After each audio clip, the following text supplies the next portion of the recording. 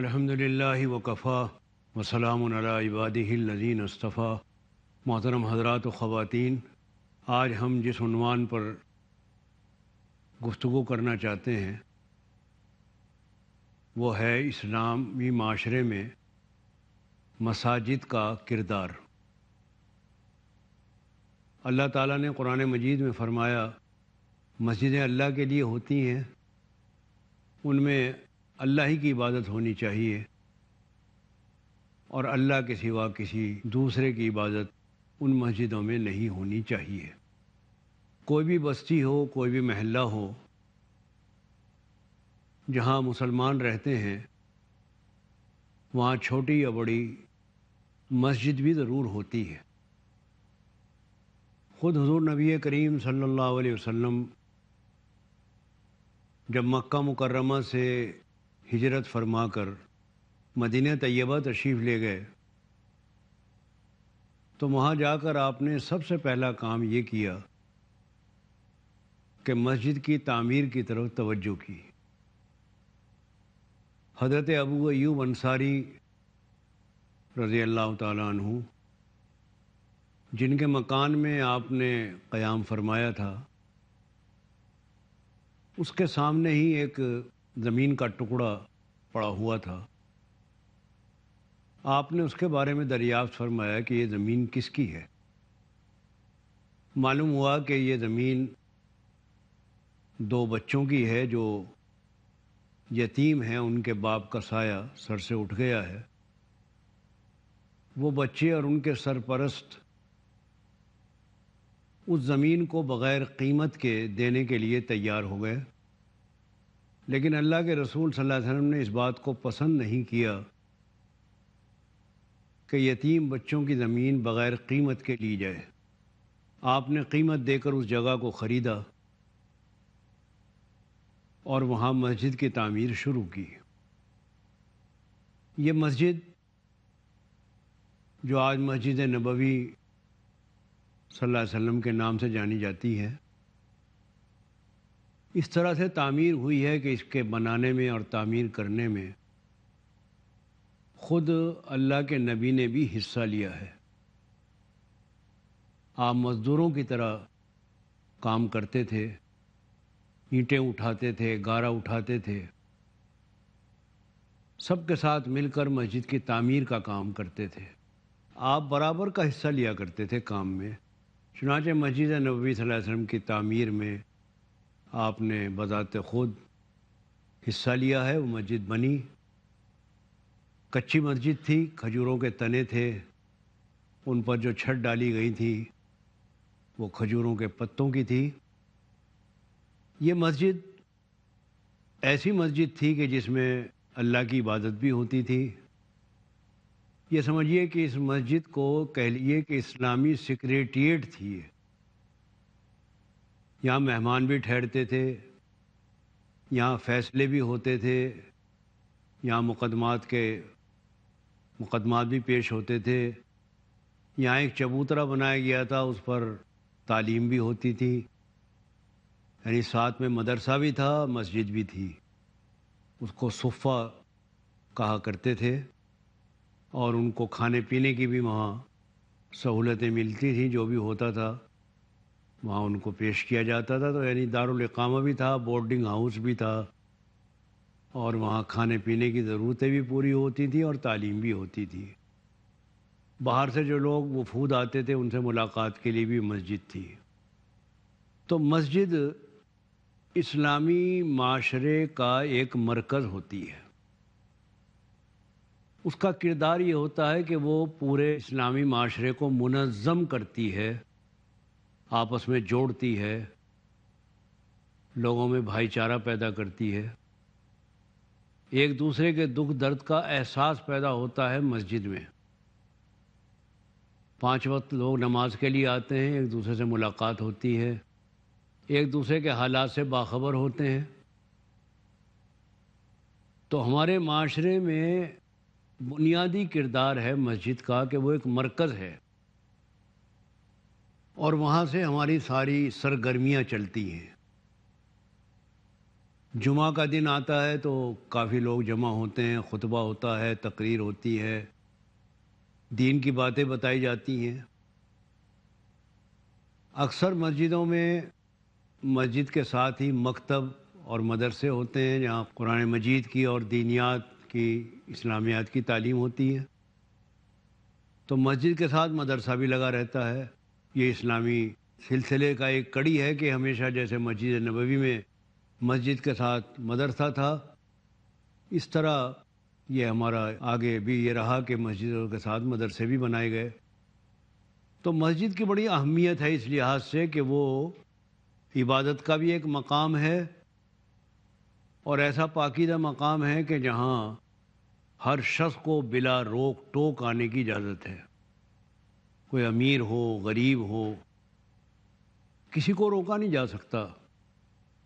وہ مسجد میں آئے گا لیکن عبادت کے لیے آئے گا، تخریب کے لیے نہیں آئے گا، شر پھیلانے کے لیے، برائیاں پھیلانے کے لیے نہیں آئے گا۔ وہ نیکی کا مرکز ہے، نیکی پھیلائے گا۔ مسجد کا امام دراصل مسلمانوں کا ایک ذمہ دار ہوتا ہے۔ امام ہمارے لیے بڑا رہنما ہوتا ہے، وہ ہمیں دین کی باتیں بتاتا ہے، سکھاتا ہے، ہماری تربیت کرتا ہے۔ تو امام کی ذمہ داری صرف اتنی نہیں ہوتی کہ وہ نماز پڑھا دے، اس کے ساتھ اس کی ذمہ داری ہوتی ہے کہ وہ لوگوں کو دین سکھائے، اچھی باتیں بتائے، لوگوں کی تربیت کرے، اور اگر کوئی مسئلہ پیش آ جائے تو اس کو سلجھائے۔ وہ ہمارے لیے بڑا قابل احترام ہوتا ہے۔ جب آپ کے وصال کا وقت قریب آیا تھا، بیماری آپ کو شروع ہو گئی تھی، بخار شروع ہو گیا تھا، اور آپ کی جگہ کسی کو نماز پڑھانی تھی، آپ نماز پڑھانے کے قابل نہ تھے بیماری کی وجہ سے، تو اس وقت آپ نے فرمایا کہ میری جگہ ابو بکر نماز پڑھائیں۔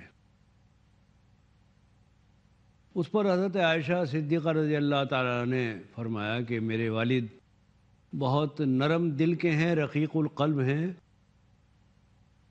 آپ کی جگہ پر وہ نماز نہ پڑھا سکیں گے، آپ کسی اور کو کہہ دیں۔ فرمایا کہ نہیں، ابو بکر ہی پڑھائیں گے۔ اور آپ کی عدم موجودگی میں، بیماری کی حالت میں، حضرت ابو بکر رضی اللہ تعالیٰ عنہ نے نمازیں پڑھائیں۔ یہ اشارہ تھا کہ یہ امامت دراصل دوسری امامت کا پیش خیمہ ہے۔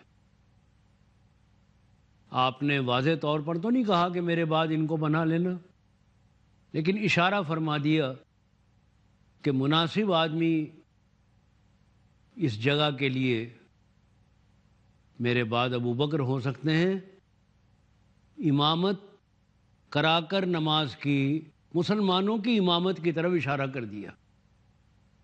تو دراصل یہ نماز پڑھانے کا جو سلسلہ ہے، یہ نیابت ہے حضور نبی کریم صلی اللہ علیہ وسلم کی، اور بڑی امامت کبریٰ کا ایک حصہ ہے کہ جس طرح بڑا امام سربراہ اسلامی حکومت کا لوگوں کی تعلیم و تربیت کرتا ہے، کہ اللہ تعالیٰ جب ان کو حکومت دیتا ہے تو وہ نماز قائم کرتے ہیں اور لوگوں کو نیکیوں کا حکم دیتے ہیں، کہ جب ہم ان کو اقتدار دیتے ہیں تو وہ سب سے پہلا کام یہ کرتے ہیں کہ لوگوں کو کہتے ہیں کہ نماز پڑھو، نماز قائم کرتے ہیں۔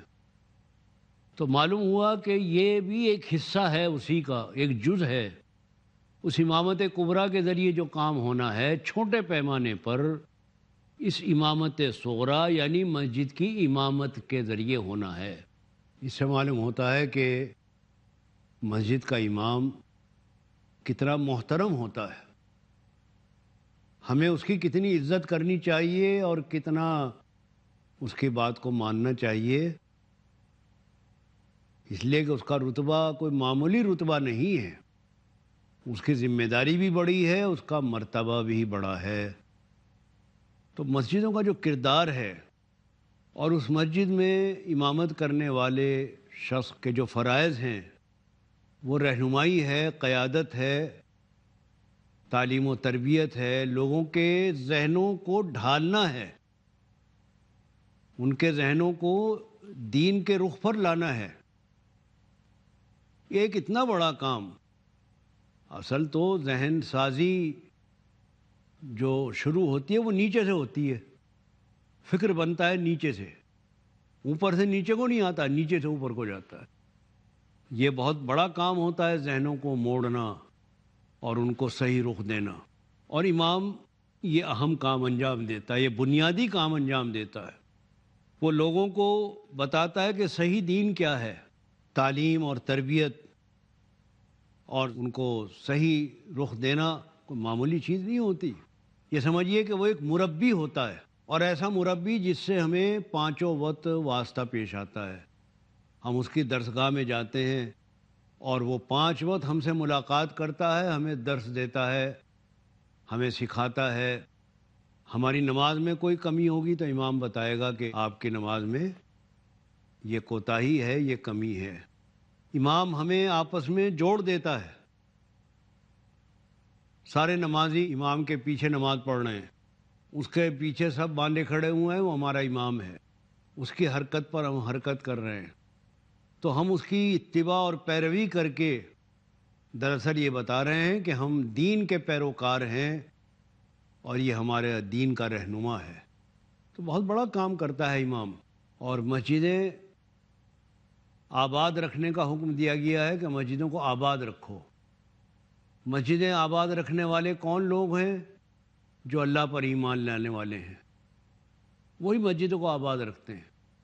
یہ بڑا اہم موضوع ہے جو ہمیں آپ کو بتانا ہے، اور انشاءاللہ تھوڑے سے وقفے کے بعد ہم پھر آپ کی خدمت میں حاضر ہو کر اس کی مزید تفصیلات آپ کے سامنے عرض کریں گے۔ اس وقت تک کے لیے آپ ذرا ہمیں اجازت دے دیں، ہم پھر ابھی حاضر ہوتے ہیں۔ السلام علیکم ورحمۃ اللہ وبرکاتہ۔ محترم ناظرین، تھوڑے سے وقفے کے بعد پھر ہم آپ کی خدمت میں حاضر ہیں۔ ہماری گفتگو کا سلسلہ چل رہا تھا اسلامی معاشرے میں مسجدوں کا کیا کردار ہے اور مسجدوں میں امام کی کیا حیثیت ہے۔ جیسا کہ ہم نے عرض کیا تھا کہ اسلامی معاشرے میں مسجدیں بہت اہم کردار ادا کرتی ہیں، وہ ہماری پوری دینی سرگرمیوں کا مرکز ہوتی ہیں، اور مسجد کا امام مسجد کا سربراہ ہوتا ہے۔ اس کا اور ہمارا تعلق ایسا ہی ہوتا ہے جیسے ایک خاندان کے رہنما اور سربراہ کا ہوتا ہے۔ امام کے تعلق سے ہمارے ذہنوں میں یہ بات رہنی چاہیے کہ یہ بڑا محترم منصب ہے، یہ کوئی عام ملازمتوں کی طرح کوئی ملازمت نہیں ہے، نہ ہمیں امام کو ملازم سمجھنا چاہیے۔ اب یہ الگ بات ہے کہ ہمیں چونکہ ان کی ضرورت کا خیال رکھنا ہے، ان کو کچھ نہ کچھ پیش کرنا ہے تاکہ وہ اپنا گزارا کر سکیں، وہ ہمیں اپنا وقت دے رہے ہیں، اس وقت کی وجہ سے ہمیں ان کی خدمت کرنی ہے، تو جو ہم ان کو دے رہے ہوں وہ بطور خدمت کے سمجھیں، بطور ملازمت کے تصور نہ کریں۔ نہ امام اپنے آپ کو ملازم سمجھے اور نہ ہم ان کو یہ سمجھیں کہ وہ ہمارے ملازم ہیں۔ ہمارا ان کا رشتہ مالک اور نوکر کا نہیں ہے، ہمارا ان کا تعلق رہنما کا ہے، اور ہم ان کی رہنمائی میں دین پر چلنے کے لیے مسجد میں آتے ہیں۔ یہ ہمارا فرض بنتا ہے کہ ہم ان کی ضروریات زندگی کا خیال رکھیں تاکہ وہ دل جمی کے ساتھ اور اطمینان کے ساتھ دین کی خدمت کرتے رہیں، اور ان کو کسی کے سامنے اپنی ضرورت کے اظہار اور ہاتھ پھیلانے کی نوبت نہ آئے۔ بہت سی جگہوں پر ہم نے دیکھا ہے کہ بڑا اچھا نظام بنایا ہوا ہے، حضرات ائمہ کی عزت کا بھی خیال رکھا ہوا ہے، ان کی ضروریات پوری کرنے کا بھی، اور وہ طریقہ بہت اچھا ہمیں معلوم ہوا۔ مثال کے طور پہ ہم نے بنگلور وغیرہ کے علاقوں میں دیکھا ہے کہ وہ حضرات ائمہ کو یا تو کوئی کاروبار کرا دیتے ہیں، یا اگر وہ کوئی کام جانتے ہوں تو ان سے کہتے ہیں کہ آپ یہ کام کریں، ہم آپ کی مدد کریں گے۔ مثلا اگر وہ کپڑے سینے جانتے ہیں تو سارا محلہ ان سے یا ان کی اہلیہ اگر کپڑے سیتی ہیں تو ان سے سلوائے گا اور ان کو اچھی اجرت دی جائے گی۔ اگر وہ کوئی کاروبار کرنا چاہتے ہیں تو اس کے لیے اہل محلہ ان کی مدد کر دیتے ہیں کہ نماز پڑھانے کے علاوہ فارغ وقت میں وہ کاروبار بھی کرتے رہیں، اور ان کو اتنا دے دیا جاتا ہے کہ ان کی نگاہ کسی اور طرف نہ اٹھے۔ وہاں بچوں کو قرآن مجید پڑھانے کا بھی بہت اچھا نظام بنایا ہوا ہے کہ صبح فجر کی نماز بچے مسجد میں باجماعت پڑھتے ہیں، اور نماز کے فوراً بعد امام صاحب پہلے ان کو قرآن مجید پڑھاتے ہیں۔ اس وقت بچوں کا تازہ دماغ ہوتا ہے، وہ گھنٹہ آدھا گھنٹہ قرآن مجید پڑھ کے پھر گھر جاتے ہیں اور اپنا نہا دھو کر تیار ہو کر اسکول چلے جاتے ہیں۔ اس طرح ان کی دین کی تعلیم بھی ہو جاتی ہے، صبح کی نماز باجماعت پڑھی، تربیت ہوئی، نماز کی اہمیت معلوم ہوئی، اور تازہ دماغ کے ساتھ انہوں نے قرآن مجید بھی پڑھا اور اپنی دوسری تعلیم بھی وہ حاصل کر رہے ہیں۔ خود امام صاحب بھی بہت باعزت طریقے پر کام کر رہے ہیں۔ تو یہ ہم نے دیکھا، دل خوش ہوا۔ اور جگہوں پر جہاں یہ نظام نہیں ہے وہاں بھی ہمیں ایسی ہی کوشش کرنی چاہیے اور امام کے مقام اور مرتبے کو سمجھنا چاہیے۔ ہم دوسرے سماجی کاموں میں بھی امام سے بہت مدد لے سکتے ہیں۔ مثال کے طور پر زکوٰۃ کی تقسیم کا جو نظام ہے، اگر اس میں ہم امام مسجد کو کنوینر اور مسجد کو مرکز بنا لیں اور محلے کے جتنے ضرورت مند ہیں ان کی ہمارے پاس ایک فہرست ہو کہ ہمارے محلے میں فلاں فلاں اتنے آدمی یہ ضرورت مند ہیں جن کو ہمیں زکوٰۃ و صدقات دینے ہیں، اور ان کے لحاظ کرتے ہوئے کہ ان کو کس طرح دیا جائے۔ جو بیچارے ضعیف معذور ہیں ان کی مدد اس طرح سے ہو جائے، جو کام کرنے کے قابل ہیں ان کو اس طرح دیا جائے کہ وہ کام کرنے لگے۔ کوئی کاروبار کسی کا ٹوٹا ہوا ہے اس کو کاروبار کرا دیا جائے، کوئی بیوہ عورت گھر میں بیٹھی ہوئی ہے کام کرنا چاہتی ہے اس کو وہاں کام کرا دیا جائے۔ اس طرح ہم مسجد سے تقسیم زکوٰۃ کا کام بہت اچھا لے سکتے ہیں۔ تو امام مسجد ہمارے لیے ایک بہت ہی محترم اور کارآمد منصب ہے اگر ہم اس کی اہمیت کو سمجھیں۔ یہ بات بھی ہمارے ذہنوں میں رہنی چاہیے کہ ہم اللہ کے رسول صلی اللہ علیہ وسلم کی امت ہیں، اور ہم سب ایک امت ہیں۔ ہم میں رائے کا اختلاف ہو سکتا ہے، ہمارے کچھ طریقے تھوڑے بہت ایک دوسرے سے الگ ہو سکتے ہیں، لیکن دین سب کا ایک ہے۔ جب سب کا دین ایک ہے تو امام کو کسی ایک جماعت کا نمائندہ نہیں ہونا چاہیے، اور نہ مسجد پر کسی ایک جماعت کا لیبل لگنا چاہیے۔ آخر دین کو بانٹا کس نے ہے؟ تقسیم کس نے کیا ہے؟ کیا اللہ کے رسول صلی اللہ علیہ وسلم کے زمانے میں، کیا صحابہ کرام کے زمانے میں مسجدوں کے الگ الگ نام تھے؟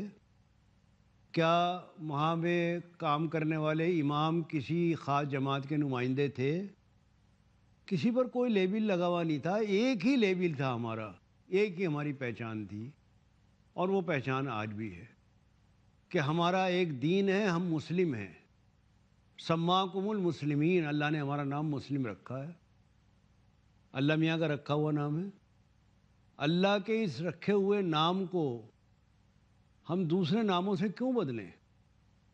اس بات کا ہمیں لحاظ رہنا چاہیے کہ ہماری مسجدیں سب کے لیے ہیں، ہر شخص کے واسطے ہیں، اس کے دروازے سب کے لیے کھلے ہیں۔ اس کا امام کسی ایک جماعت کا نمائندہ نہیں ہے، وہ سب کا ہے، پوری امت کا ہے، پوری ملت کا ہے۔ اللہ کے رسول سب کے ہیں، ان کا نائب بھی سب کا ہے۔ اس سے جو بلا وجہ باتیں پیدا ہوتی ہیں، اور مسجدیں جو ہمارے لیے اتحاد اور اتفاق کا ایک مرکز ہیں، وہ بھی خانوں میں بڑھ جاتی ہیں۔ تقسیم در تقسیم ہوتی چلی جا رہی ہے۔ تقسیم تو کمزور کرتی ہے، اتحاد مضبوط کرتا ہے۔ چھوٹے موٹے بچوں کو بھی ہم سبق پڑھا دیتے ہیں، سکھا دیتے ہیں کہ بھئی اگر تنکوں کو الگ الگ رکھو گے تو وہ کمزور ہوں گے، ذرا ہی دیر میں ٹوٹ جائیں گے۔ جھاڑو کی وہی سینکیں اگر اکٹھی کر دو گے جھاڑو بن جائے گی، تو کوئی اس کو توڑ نہیں سکے گا۔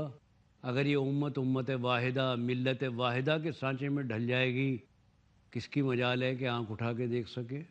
تو تقسیم تو کمزور کرتی ہے، ہم کیوں اپنے آپ کو کمزور کرنا چاہتے ہیں؟